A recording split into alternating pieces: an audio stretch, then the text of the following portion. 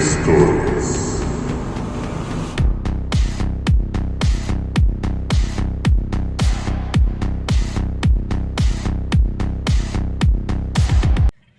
Esta historia se llama El lamento de la presa. La noche en que escuché a La Llorona sigue grabada en mi memoria como si hubiera sucedido ayer. Yo era solo un niño, tendría entre 8 y 10 años. Mi padre trabajaba en la antigua Secretaría de Agricultura y Recursos Hidráulicos, una dependencia de gobierno encargada del mantenimiento de presas y drenajes. En una ocasión me llevó con él a una presa donde trabajaba y donde tendríamos que pasar la noche en aquel lugar. El día transcurrió sin incidentes.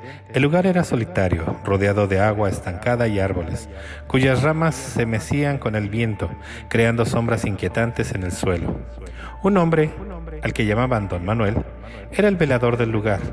Vivía en una pequeña casa de madera junto a la presa con su esposa, una mujer embarazada que, aunque amable, tenía una mirada apagada como si algo la preocupara constantemente.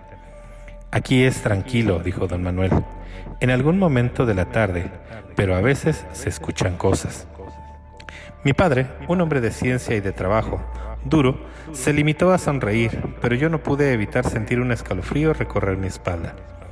Cuando la noche cayó, el ambiente cambió, el viento soplaba con más fuerza y el sonido del agua chocando contra las rocas era más fuerte.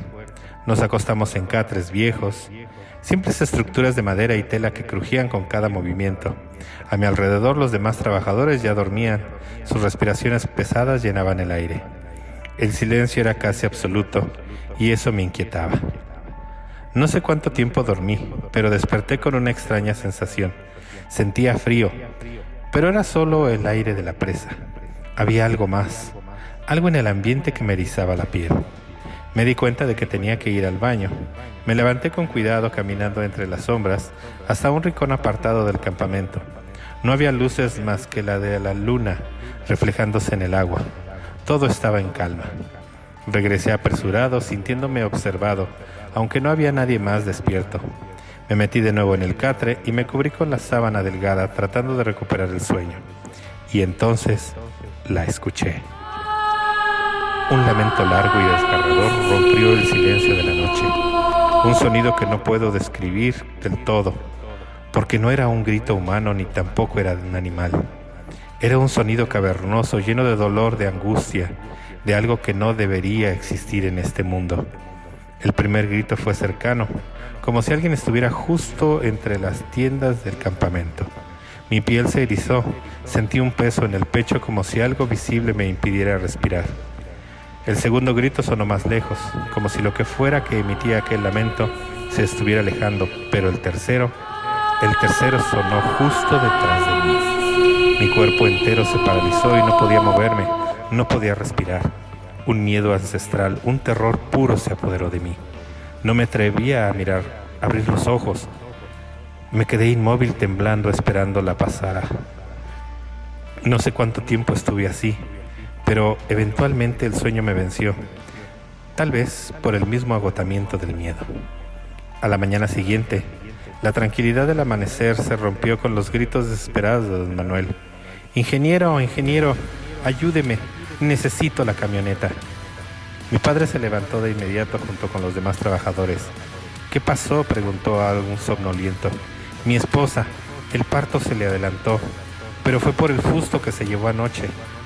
Los trabajadores se miraron entre sí y algunos rieron pensando que se trataba de una exageración, pero mi padre, aunque esbozó una leve sonrisa, no dijo nada. «¿Qué susto?», preguntó. Don Manuel tragando saliva antes de responder. La llorona pasó anoche por mi casa». El silencio se hizo pesado. Nadie más se atrevió a reír. Cuando Don Manuel se fue con la camioneta, tomé valor y le conté a mi padre lo que yo había escuchado. Esperé a que me dijera que había sido solo mi imaginación, que tal vez el viento había hecho un ruido extraño, pero lo que me dijo me dejó sin aliento. «Dicen que cuando la escuchas cerca es porque en realidad está lejos, y cuando la escuchas lejos es porque está muy cerca». Sentí un escalofrío recorrer mi espalda, ya que esa noche, de los 3 gritos que escuché, en uno de ellos la había escuchado muy, muy lejos. buenas noches.